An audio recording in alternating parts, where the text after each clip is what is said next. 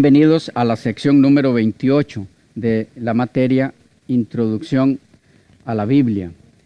Estamos con los libros del Nuevo Testamento.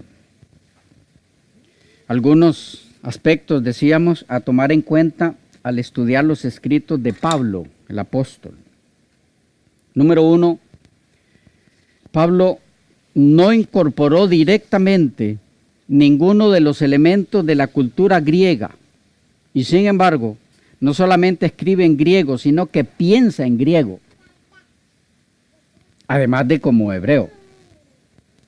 A su momento captaremos cuán importante es tomar en cuenta esto al analizar algunos de sus escritos. Además, Tarso, donde nació Saulo, cuyo nombre romano era Pablo, era un centro de la cultura griega, una ciudad universitaria situada en Cilicia. Su primera educación, la de Pablo, la recibió en Jerusalén bajo el distinguido doctor de la ley Gamaliel, que era nieto del famoso Hillel. Para que vayamos viendo qué educación recibió Pablo. Su profesor era nieto de Hillel. Si estudian quién era Hillel, van a descubrir que es prácticamente de donde surgen, junto con otro de los dirigentes judíos, las principales creencias, diríamos que dogmáticas, de los judíos. ¿Qué tipo de persona era entonces Pablo? En primer lugar, era un hombre con un brillante intelecto. Pablo era un pensador de primer orden, un hombre con una mente penetrante, bien versado en el Antiguo Testamento y capaz, y esto es clave, era él muy capaz de captar la relación entre sus preciosos pasajes, los del Antiguo Testamento, y la doctrina de la salvación en Cristo, que es desdichadamente lo que muchos que estudian los escritos de Pablo no logran hacer. ¿Qué cosa? La relación estrecha que hay entre el Antiguo Testamento y las enseñanzas de Cristo. Y muchos usan a Pablo para decir que él dijo el Antiguo Testamento, ya no, ahora es el Nuevo. Eso es desconocer quién era Pablo y qué creía. Lejos de ser el creador de un sistema teológico completamente nuevo, como algunos parecen pensar, él descubrió la doctrina de la justificación por la fe en pasajes del Antiguo Testamento, como Génesis 15:6, Salmo 32:1 y siguientes, Habacuc 2:4. Pueden ver eso en Romanos 1:17, 3:21 y siguientes. En otras palabras, Pablo no inventó la doctrina de la justificación por la fe. Él encontró esa doctrina en el Antiguo Testamento y entonces la explicó. Pero no hay ninguna contradicción entre los escritos de Pablo, mucho menos Romanos, y el Antiguo Testamento. Tampoco entre Gálatas y el Antiguo Testamento. ¿Han visto a muchos hacer eso? No hay tal cosa en la mente de Pablo. También pueden ver en eso Romanos 4:3. Él también comprendió que lo que hacía posible esta solución maravillosamente misericordiosa al problema de la culpa del hombre era el sacrificio del Mesías, como lo enseña el capítulo 53 de Isaías. Que Pablo en realidad estaba bien versado en el contenido de este capítulo queda claro a partir de Romanos 10:16, si usted lo compara con Isaías 53:1. Y probablemente está también indicado en 1 de Corintios 15:3, si usted lo compara con Isaías 53:5 al 12. Muy posiblemente las siguientes comparaciones apuntan en la misma dirección. Romanos 4:25 con Isaías 53:4 y 5. Romanos 5:19 con Isaías 53:11. Romanos 8:34 con Isaías 53:12. 1 Corintios 5:7 con Isaías 53:7. Pero dejando ese punto, en segundo lugar, Pablo era un hombre con una voluntad de hierro. Junto con su mente penetrante estaba la invencible determinación de Pablo de ser canal de bendición para los hombres. Su lema era: ¡ay de mí! ¿Recuerdan? ¡Ay de mí! Si no predico el Evangelio. A todos me he hecho de todo para que de todos modos salve a algunos. 1 Corintios 9:22. Para la gloria de Dios. 1 Corintios 10:31. Este indomable propósito y resolución seguramente debe ser considerado como dato para explicar la disposición del apóstol de sufrir persecución por amor a la causa a la cual estaba tan ardientemente dedicado. Cuán tremendo fue su sacrificio. Cuán ilimitada su disposición para sufrir por amor a Cristo y a su reino. Aquí están las palabras del mismo Pablo en 2 Corintios 11, 23 al 28. Dice: en trabajos mucho más abundante, en prisiones con más frecuencia, en azotamientos más allá de la medida, en exposición a la muerte con frecuencia. De los judíos 5 veces recibí 40 azotes menos 1. 3 veces fui golpeado con varas. 1 vez fui apedreado. 3 veces sufrí naufragio. 1 noche y 1 día he estado en la profundidad. En viajes frecuentemente. Y no de placer, ¿verdad? Bueno, para él era un placer. En peligros de ríos, en peligros de ladrones, en peligros de parte de mis compatriotas, en peligros de parte de los gentiles, en peligros en la ciudad, en peligros en el desierto, en peligros en el mar, en peligros entre falsos maestros, en trabajo y fatiga, en desvelos frecuentemente, en hambre y sed, en ayunos frecuentes, en frío y desnudez. Y además de todo esto está aquello que pesa sobre mí diariamente, la preocupación por todas las iglesias. Lo que es más, debe tenerse en mente que en 2 Corintios 11 proviene de una carta que fue escrita antes de la prisión del apóstol en Jerusalén, Cesarea y Roma, según Hechos 20, 22 y 23 y 21, 11 y 27 al 28 del mismo 21 hasta el 31. Esto también significa, por supuesto, que Pablo ya había experimentado todas las pruebas mencionadas en 2 Corintios 11 antes de componer su epístola a los romanos. Toda esta lista de cosas por las que ha pasado, que ha mencionado, ya las había pasado antes de escribir Romanos. El tener esto en mente hará que el estudio de Romanos sea aún más interesante y más útil.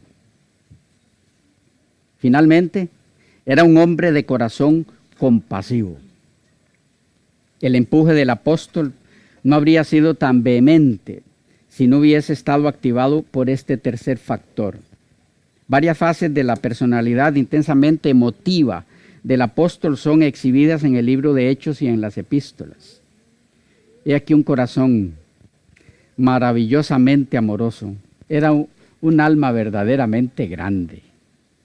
Habiendo perseguido anteriormente a los seguidores de Jesús, después de su conversión, la de Pablo, la pena sincera y profunda, caminaban siempre con él. 1 Corintios 15:9 y 1 Timoteo 1:5 nos lo dice. Que a tan cruel perseguidor como fue él, Cristo se hubiese revelado como un Salvador amoroso, era algo que lo desconcertaba a Pablo. Él no podía entender eso. Simplemente no podía acostumbrarse a eso. Que a semejante ser se le hubiera parecido el Señor en la forma en la que lo hizo. No entendía eso. Toda su vida pasó con eso. Pueden verlo en Efesios 3:8, 1 Timoteo 1:16. Esto hacía que su corazón rebosara de una gratitud duradera y humilde, permanente.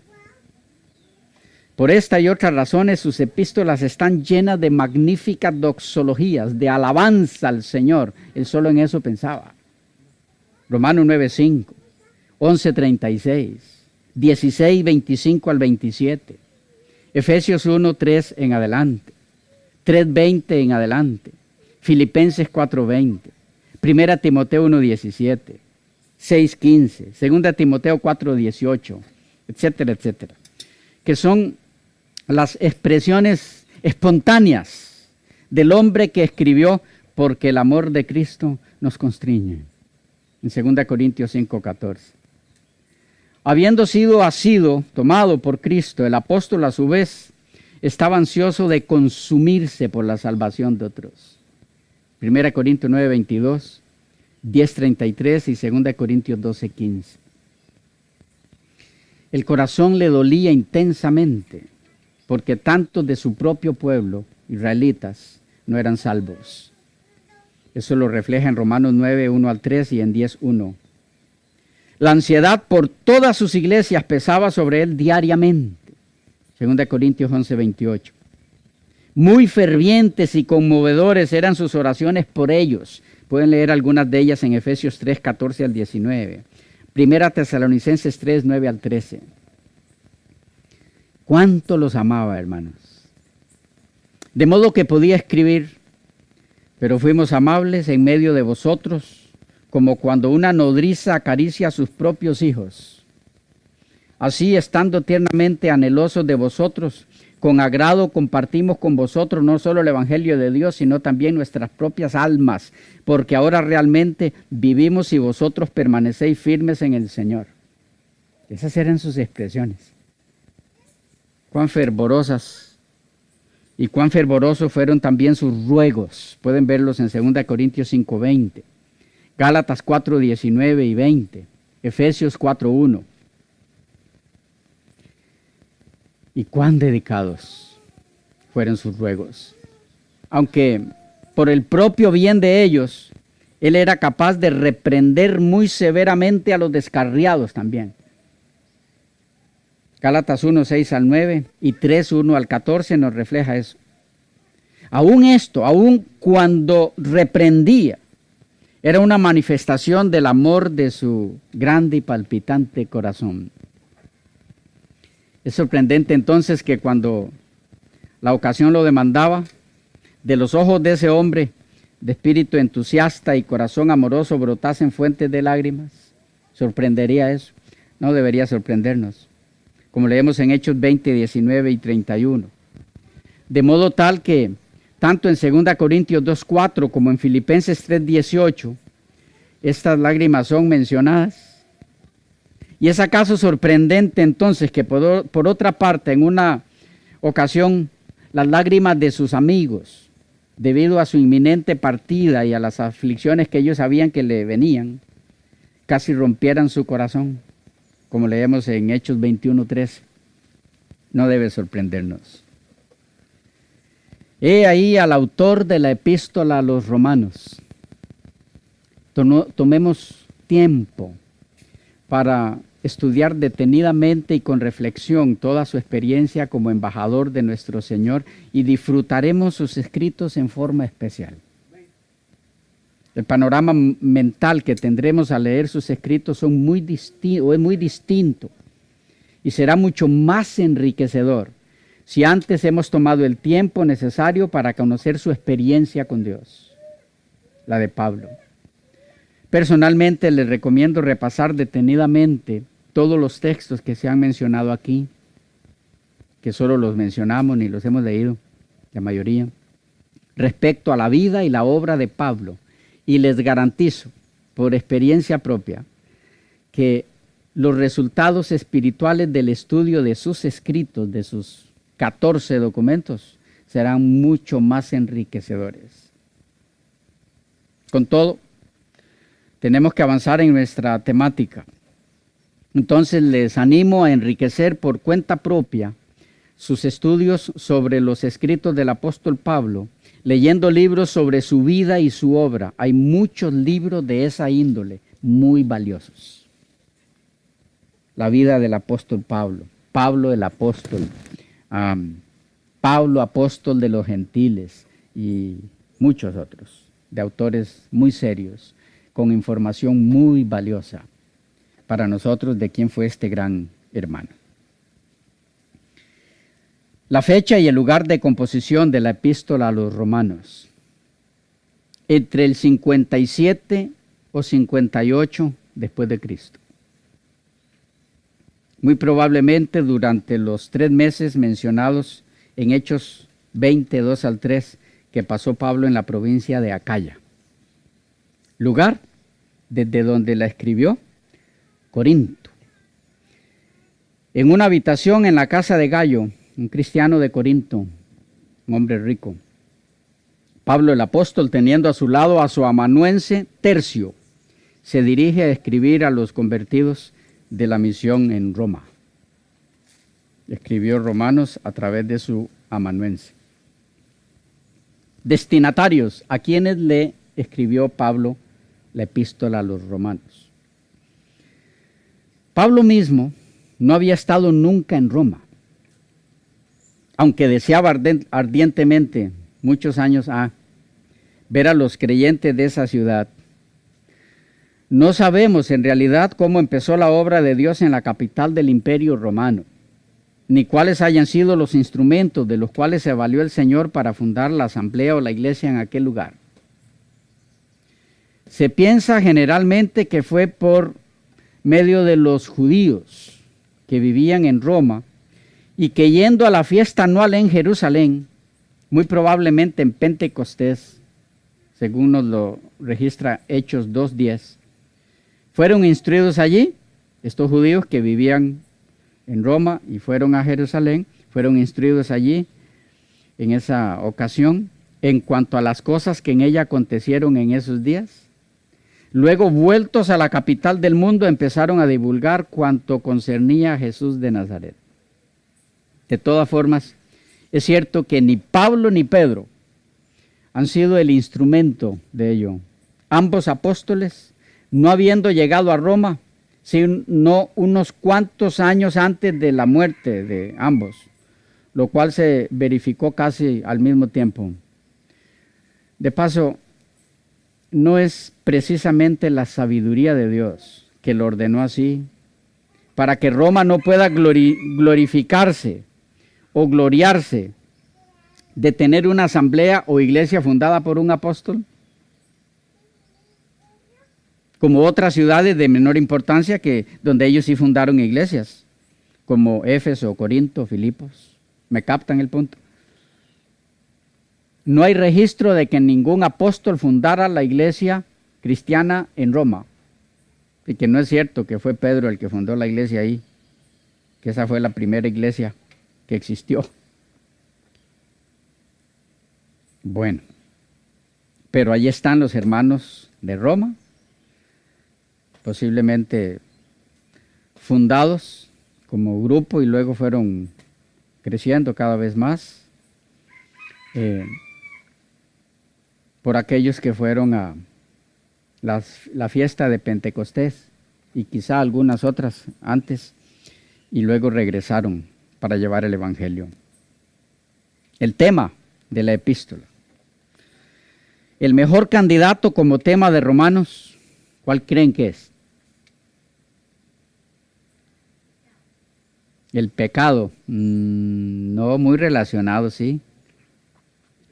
Sin el pecado no existiría ese otro tema. Justificación. Está por toda la epístola. Está bien, todo eso es cierto, es así. Pero podemos sintetizarlo en una palabra, el Evangelio. Pablo señala este concepto en la sección introductoria y en la despedida de la carta.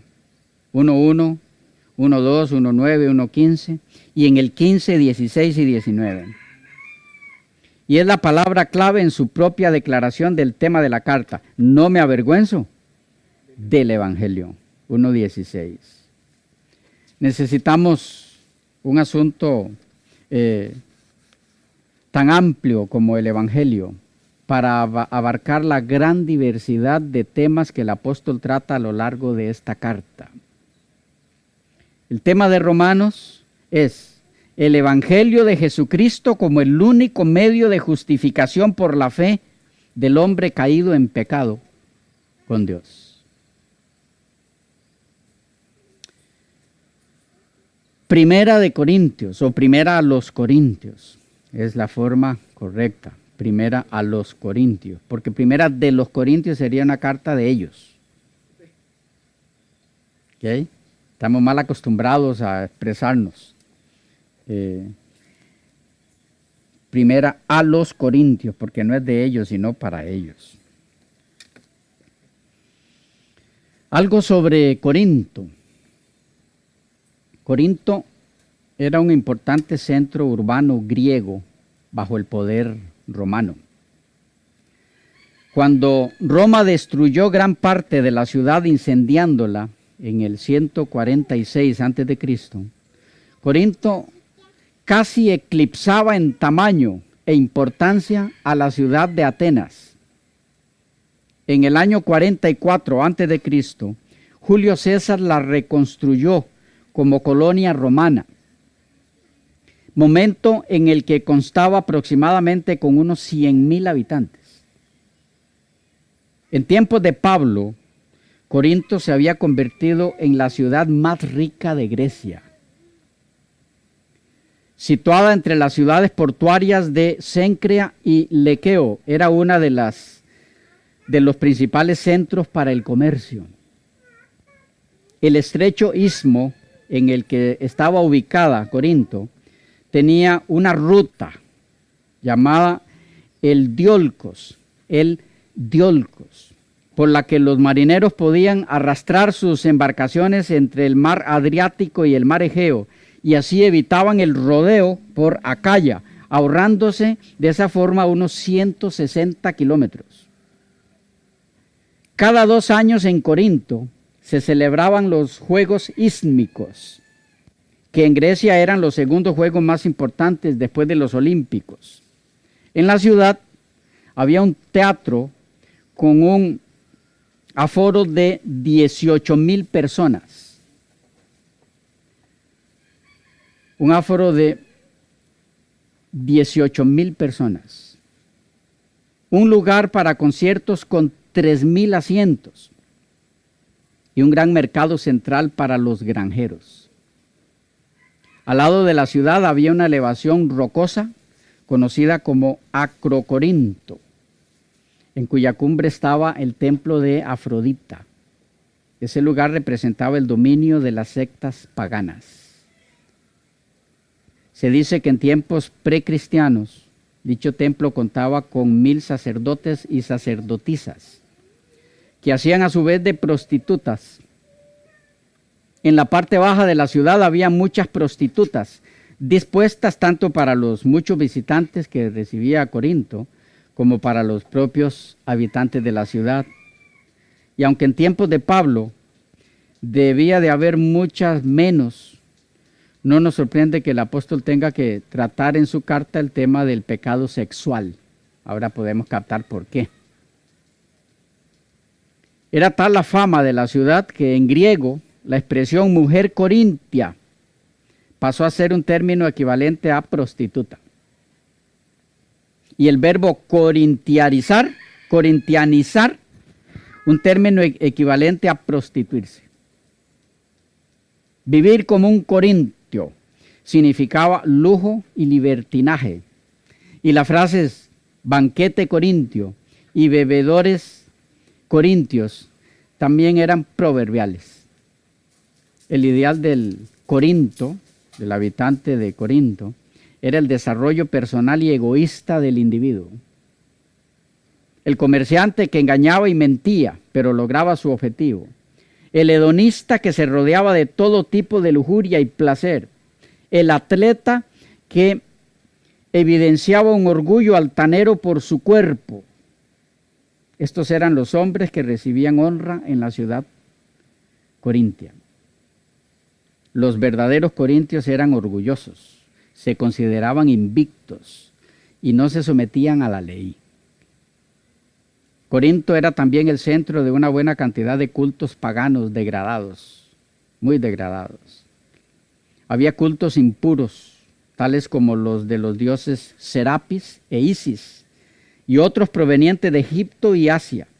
Poseidón, el dios del mar, que era patrono de los juegos ísmicos, era objeto de culto.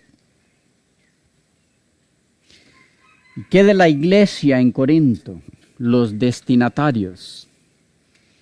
La iglesia de Corinto fue establecida durante el segundo viaje misionero de Pablo.